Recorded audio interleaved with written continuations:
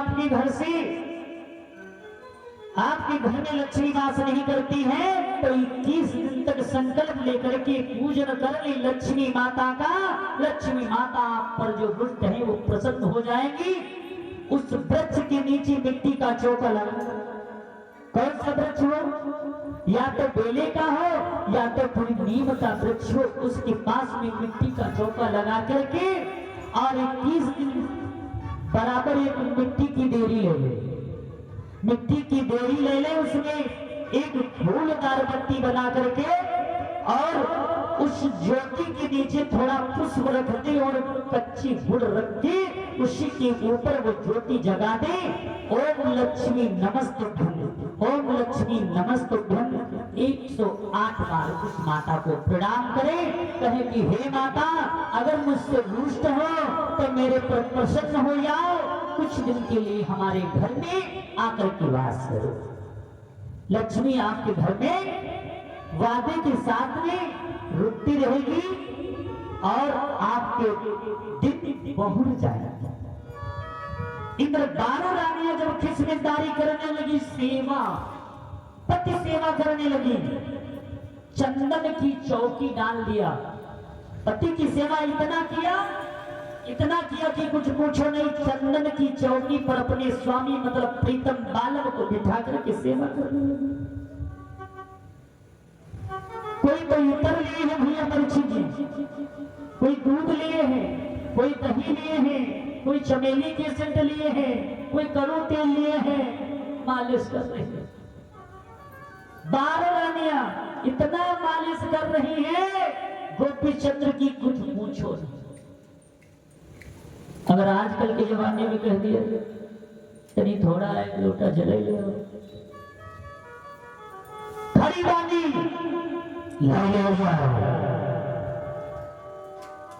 ऐसा नहीं करना चाहिए। माताओं बहनों ऐसा नहीं करना चाहिए। पति पूजा ही आपको वैकुंठ धाम पहुंचाएगी, पति ही पूजा आपको वैकुंठ धाम पहुंचाएगी।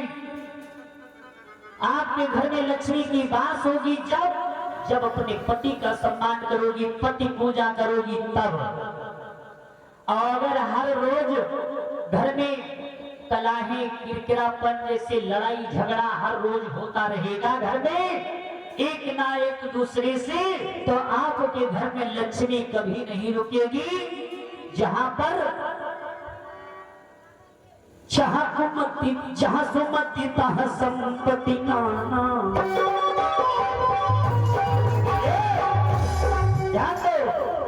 जहां सुमति तह संपत्ति नाना और जहां कुमति तहा विपत्ति निधान। जिस घर में कुमति होगी विपत्ति का निधान होगा, धन की ख्वारी होगी।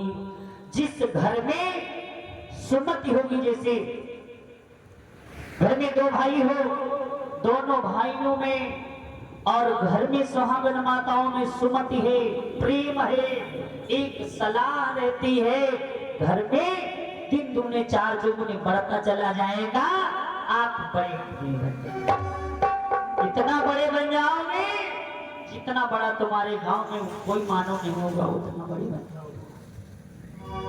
21 दिन तक ये ज्योति जगा करके ओम लक्ष्मी नमस्तुभ्यं नमस्तुभ्यं 108 बार कह करके और फिर उन दियाओं को उठा लो और 1-1 रुपया जो रखोगे वो 1 रुपया और कुछ गुड़ पचमेल मीठा और पान फूल ले करके और बहतू जल के उनको प्रवाह करो। जमुना मैया गंगा मैया से विनती कर लो कि माता आप भी हमारे पर दया दृष्टि।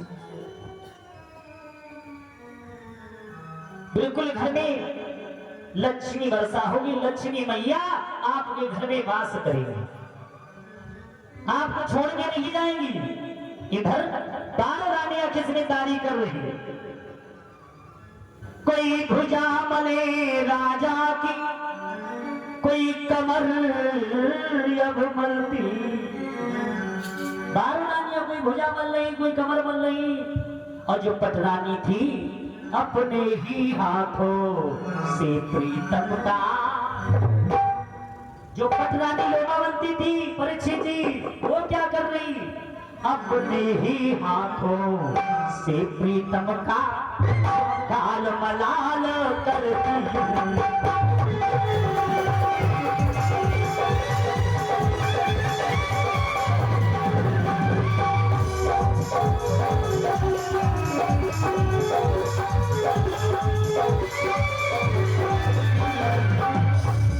अपने ही अब पटरानी लोमावंती हाथों से स्वामी का गाल मलाल करे। इतनी सेवा, सेवा भाव में कमी नहीं।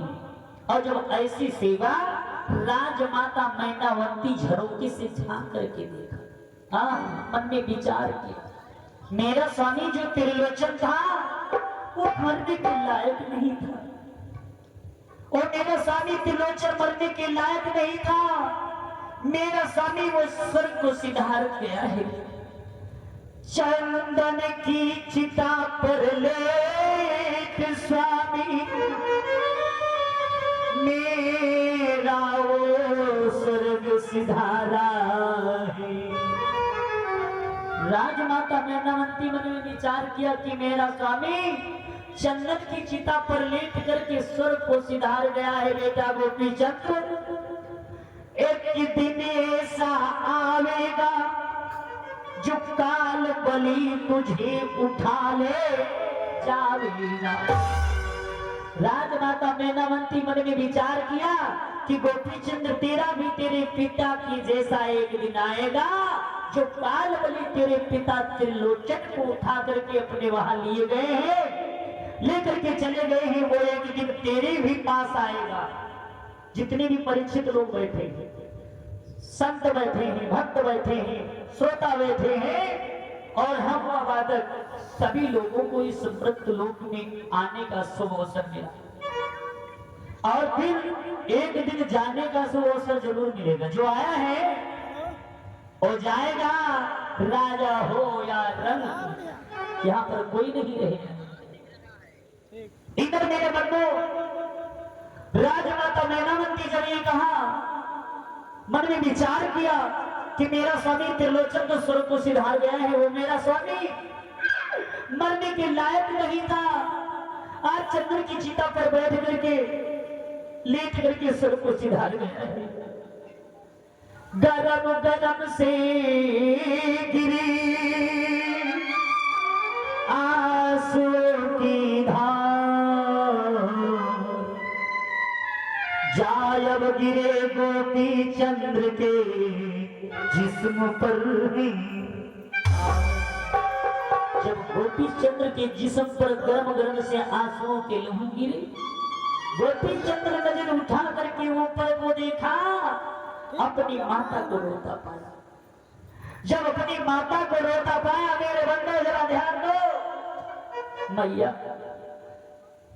की डाह बड़ी प्यारी हुई।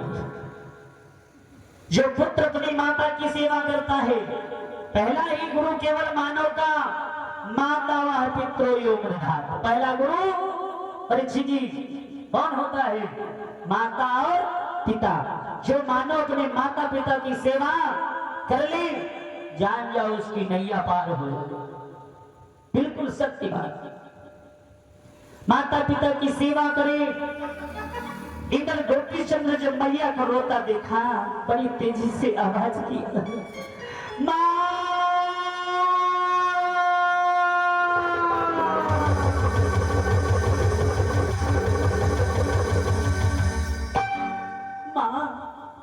मामा कहते गोपी चंद्र पहुंचा माता के पास, हाथ जोड़कर कहने लगा मैया से अब माता बोलो, ऐसी कौन सी विपत आपको सता गई है मेरी माता, जो अपने आंखों से नीर बहाई हो मेरी माँ?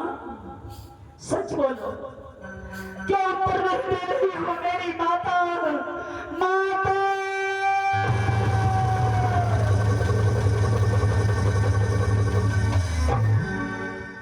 जब गोपी गोपी चंद्र मैया मैया कह करके तेजी से आवाज लगा। बोली नहीं मैया, बोली नहीं, कुछ भी नहीं बोली। गोपी चंद्र कहने लगा कि माता, आज मैं क्या देख रहा हूं, तुम बोलती क्यों नहीं हो मेरी माँ? क्यों मौन खड़ी हो मेरी माता? कुछ बोल तुम सुनाई दो अपने नयन को मैया।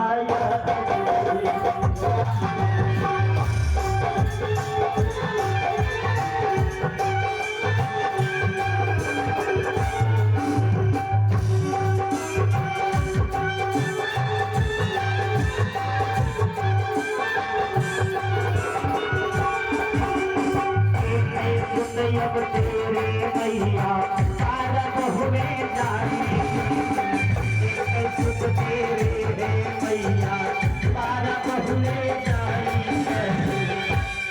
अच्छू बोल सुनाई दे माता, अच्छू बोल तुम सुनाई दो मैया। अब मेरे थोड़ा दूरी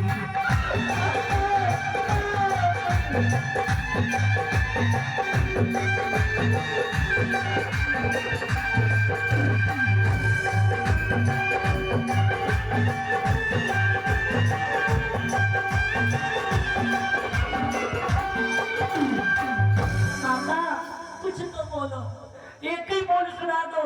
हे माता, माता कहने लगी बेटा, मुझे किसी ने नहीं सताया। राजा गोपी चंद्र से बोली माता मैनावंती की मेरे सुत मेरे को कोई नहीं सताया है। मेरे एक मन की हार्दिक इच्छा ये की, सुन मेरे सुत गोपी चंद्र, एक संतय महिलन भिग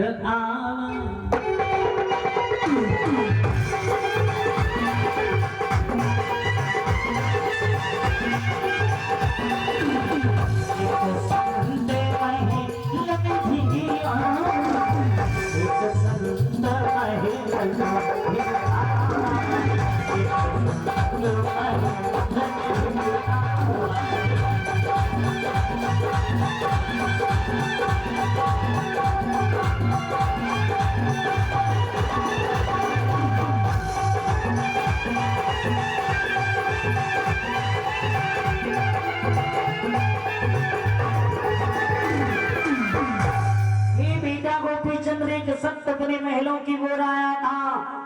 कुछ दिन बीते, मैं उनकी पूजा आराधना की, वो संत प्रसन्न होकर के मुझे दीक्षा दे दिया और मैं उनकी शिष्या बन गई हूँ और मेरी काया अमरत्व का वरदान पा गई है। मेरी काया अमर हो गई। कहा मेरी काया अमर हो गई है और मेरी बेटा गोपी चंद्र मेरे मन की एक हार्दिक इच्छा, तुम भी दीक्षा ले लो, उस यज्ञ जलंधर नाथ गुरु से दीक्षा ले लो बेटा। ये काल बलि तुझे भी बेटा उठा के ले जाएगा, जैसे तेरे पिता को ले गया वैसे तुझे बुला ले। ऐसे संत से दीक्षा लेकर के और अपनी काया को अमरत्व का वरदान प्राप्त कर ले। जब ऐसी बात को राजमाता मैनावंती ने सुनाया तो बारो यानी देवरानी जेठानी सौते सबे मन में विचार करने लगी। क्या विचार की? विचार करने लगी परीक्षित जी। जो पटरानी लोमावंती थी विचार करने लगी, अगर मेरा स्वामी त्रिलोचन, मेरा स्वामी गोपी चंद्र त्रिलोचन सुत अगर जो दीक्षा ले लेगा जोगी बन जाएगा, अगर जोगी बन जाएगा और हमें 12 रानियों के भाग्य दमन हो जाएगा। ऐसा तो कथा भी नहीं होने दूंगी। राजमाता मैनावंती से बोले गोपी चंद्र की मैया, प्रणाम करूं उस योगी को, त्यागी देओ उस भोगी को। हे माता, मैं उस योगी को प्रणाम करता हूं उस योगी को प्रणाम करता हूँ माता, प्रणाम करता हूँ मेरी माता। 12 साल के बाद में मैं दीक्षा ले लूंगा और उस गुरु के शिष्य बन जाऊंगा। करहु प्रणाम जननी महिमा को,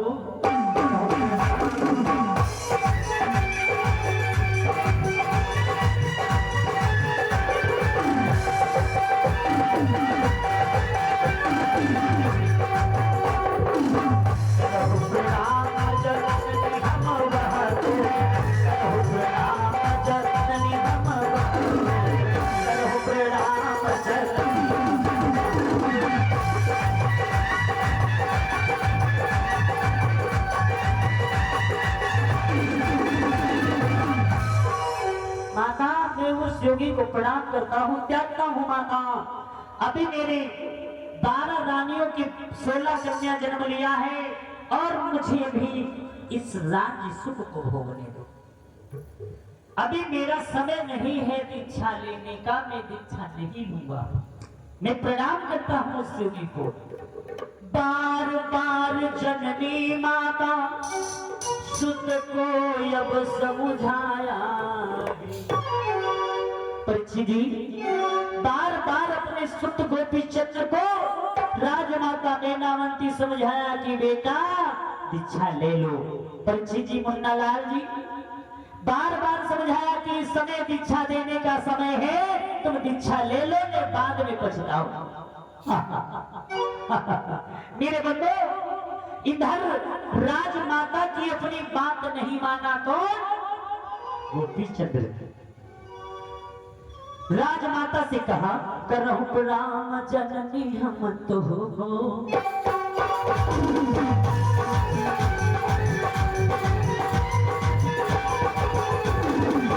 करहु प्रणाम जननी हम तो हो, करहु प्रणाम जननी हम तो हो।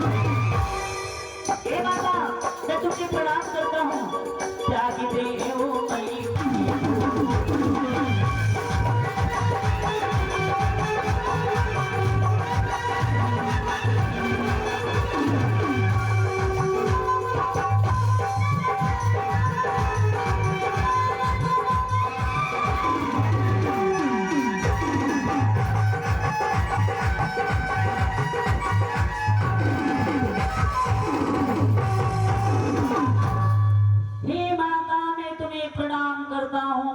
योगी से इस घड़ी में दीक्षा नहीं लूंगा।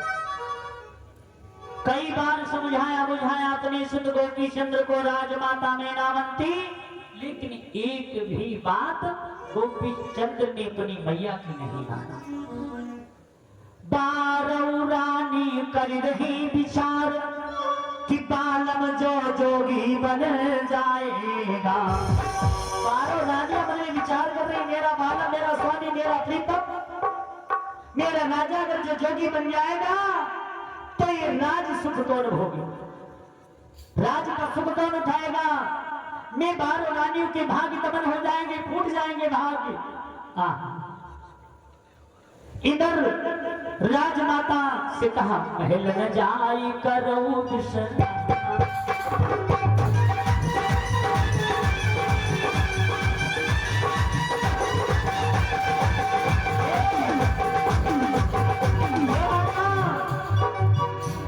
न जाए करहु बिसरा, न जाए करहु बिसरा।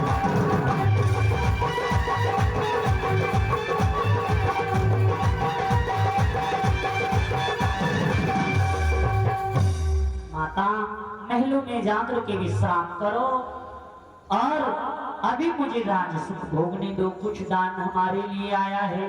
सागर चौरसिया जयपुर से 51 मुद्रा का दान दूध पीने के लिए देंगे। आशीर्वाद रहे, साधवान गुरु कृपा बनी रहे, भंडार भरी बाबा गोरखनाथ। इधर मेरे बंधु, जब राजमाता मैनावंती अपने राजमहल में चली गई, गोपी चंद्र मंत्री को आवाज किया, मंत्री आदेश आदेश शब्द उच्चारण करके, उस आदेश आदेश शब्द को कह करके बस नमस्कार में तो संतों ने बताया कि सिद्ध पुरुष योगेश्वर तो मुझको उपदेश, हर समय सेवा करूं सुबह शाम आदेश। जैसे जितने परीक्षित लोग बने हो इस सत्संग में 3 दिवस के लिए सेवा करने के लिए आप लोगों का सेवा करने का अवसर प्राप्त हुआ भोले बाबा के दरबार में, तो तुम लोगों को प्रभु की पूजा अर्चना में समय जरूर लगाना है। समय कितना दिया जाएगा? सुबह प्रातः 5 बजे किरण आप लोग स्नान ध्यान से निवृत्त होकर के आ जाओगे। अपना घी प्रसाद लेकर के आ जाओगे, आरती पूजन होगा, हरि गुणगान होगा। फिर उसके बाद में कुछ जलपान होगा। फिर दोपहर समय 1 बजे से 4 बजे तक सत्संग होगा। फिर समय रात्रि 8 बजे से 11 बजे तक सत्संग होगा। बराबर इसमें हाजिरी लगाते रहो, बराबर हाजिरी लगाते रहो। समय को बिल्कुल एकदम छोटा समझ करके आते रहो, अपनी अपनी हाजिरी लगाते रहो। राजमाता मेनावंती राजमहल में चली गई और इंद्र आदेश किया मंत्री से, मंत्री वर देखो अपनी राजहेला पाटन नगरी इस बंगाल प्रांत में किसी को कोई प्रकार का दुख तो नहीं। हर एक से पूछने लगे भैया तुम्हें कोई दुख तो नहीं? आने से पहले तुमने बताया था कि गुरुजी मेरे बुखार बड़ी तेजी से ही ग्लूकोज लग रहा है, लेकिन अब इस समय बताओ तुम्हारे कोई बुखार जल कुछ है? इस समय सर दर्द कर रहा है? तुम्हारे कोई दिक्कत? किसी को कोई प्रकार की अगर दिक्कत है आकर के अपनी हाजिरी लगा सकता है, वो दिक्कत अभी यूं पल में चली जाएगी। अगर किसी का कुछ सर दर्द भी कर रहा है, आ जाओ 1 मिनट के अंदर सर दर्द बंद हो जाए तो बाबा की कृपा नहीं आता। किसी का कुछ पिरा रहा हो तो बताओ, हाथ उठा करके भैया। परीक्षित जी तुम्हारा कुछ सर अंदर तो कुछ पिरा रहा है, कुछ दर्द है शरीर में?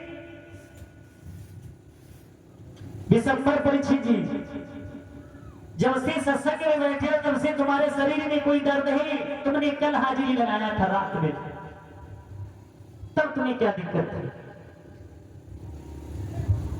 सर दर्द कर रहा था, सर दर्द कर रहा था, रात्रि में तुमने हाजिरी लगाया था, लेकिन अब इस समय बताओ 24 घंटे तुमको हो रहे हैं, इस समय तुम्हारे शरीर में कोई दर्द है तो बताओ।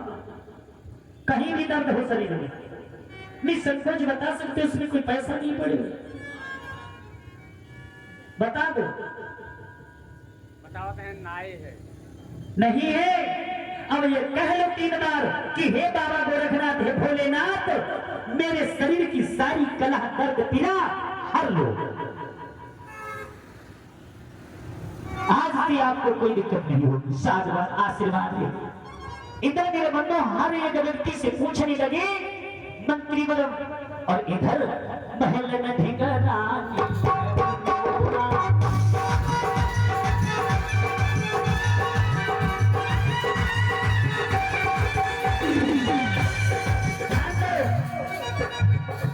चंद्र की जो पटरानी थी महलों में रोने लगी। पटरानी मतलब लोमावंती, जो गाल रानी में से प्यारी पटरानी थी लोमावंती, महलों में जो रोई है। गोपी चंद्र के कानों को आवाज सुननी करने लगी। गोपी चंद्र अपने मंत्री से बताया कि मंत्री पर जान लगा करके सुनो। मंत्री के कान को लगाया, महाराज महल में ढिंगरानी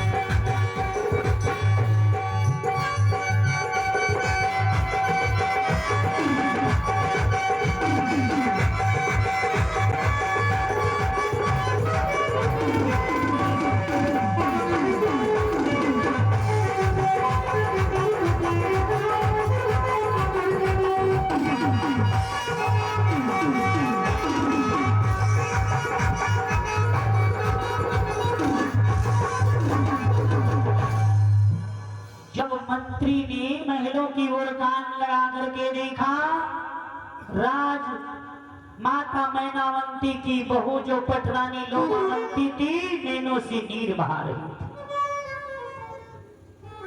राजा गोपीचंद्र जब जाकर के अपनी पटरानी के पास ने पूछा, पास में जब पहुंचा, पटरानी लोमावंती से कहा, हे मेरी प्रिय, नैनों से नीर क्यों बहा रही है? बोली, क्या कहूं महाराज, कुछ विपत कही नहीं जाती और बिन कहे रही नहीं जाती। राजा गोपीचंद्र चिंता में पड़ गए कि ऐसी बात क्या है, ऐसी कौन सी बात है जो तुमसे कही नहीं जा रही है, बताओ। सत्य बात तुम प्रकट करो, हे मेरी प्रिय लोमावंती, सत्य बात तुम प्रकट करो, क्यों तुम भय अब खाती हो, जैसा जो हाल गुजरा है, सत्य तुम प्रकट करो प्यारी। जब ऐसी बात को कहा, पटरानी लोमावंती कहने लगी, स्वामी क्या कहूं और क्या ना कहूं, कहने की तो बात लायक नहीं है। मैं जानती हूं कि मेरा स्वामी गोपीचंद्र न्याय का शासन करता है। अगर जो सत्य प्रकट कर दूंगी तो मुझे जमीन करवा देगा, मुझे जीवित नहीं रखेगा। स्वामी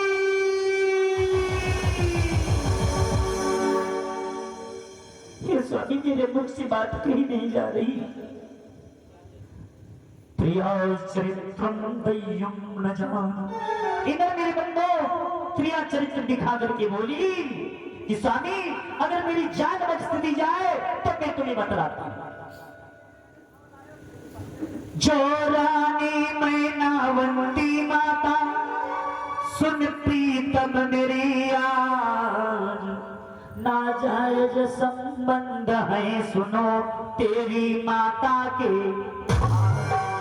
तेरी जो माता मैनावंती है मेरे स्वामी, उस योगी जलंधर नाथ और तेरी माता मैनावंती के नाजायज संबंध। अर्धरात्रि के समय योगी से मिलने जाती है, गर गलत बात मेरी निकले, गर गलत बात मेरी निकले तो सर धर से तू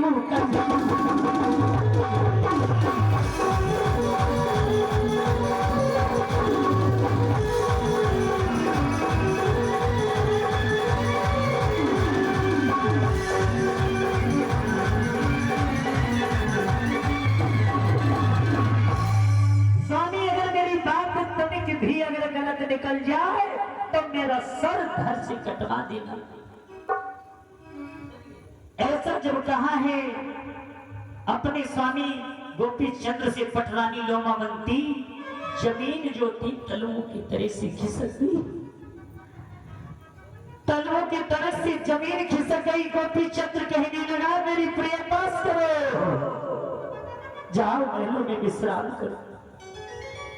गोपीचंद्र मन में विचार किया, रो करके बोला, हे भगवान पहला दुख तो पिता के मरण का हुआ,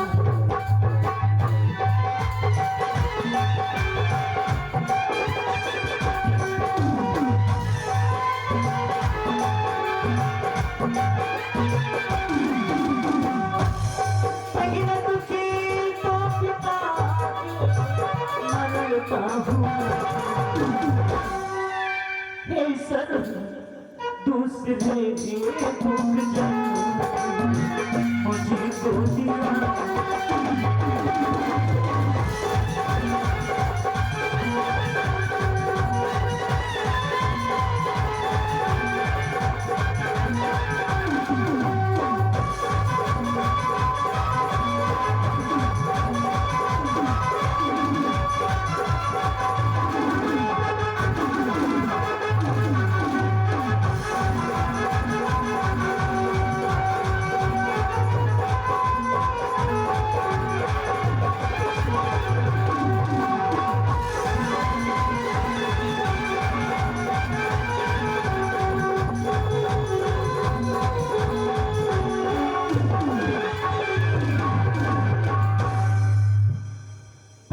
दुख मेरे पिता के मरण का हुआ है और दूसरा दुख मेरी माता ने दिया है।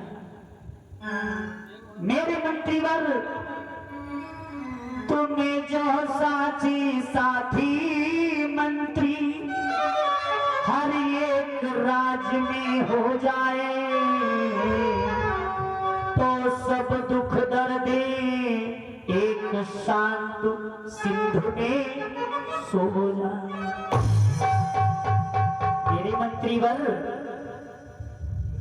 मेरा देश है कि एक भारी सा गड्ढा खुदवा लो और उस योगी जलंधर नाथ को जिस हालात में पूजा अर्चना करता हो उसी हालात में उसे उठा करके इसी गड्ढे में डाल दो और घोड़ों की नींद उसी गड्ढे में डाल दो। उस गड्ढे को बंद करवा दो। आदेश आदेश। मंत्रीवर ने किया इन बातों को सिधार, ले कुदाले अब हाथ में चला तुरंत पति। आदेश पाते ही मंत्रीवर ने गड्ढे को खोदना प्रारंभ कर दिया। गड्ढे को खोदना प्रारंभ कर दिया। गड्ढे को खोदना प्रारंभ कर दिया।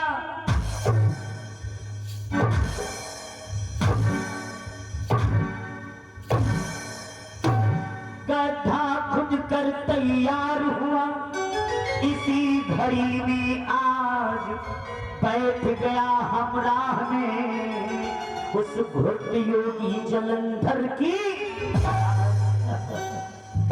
इधर योगी गुरु जलंधर नाथ गवों के लिए घास काट करके बेचारे अपने हरि गुणगान करती हुई आ रही थी। इसी अब हालात ने उठा लिया तत्काल, ले जाकर के गड्ढे में डाल दिया तभी।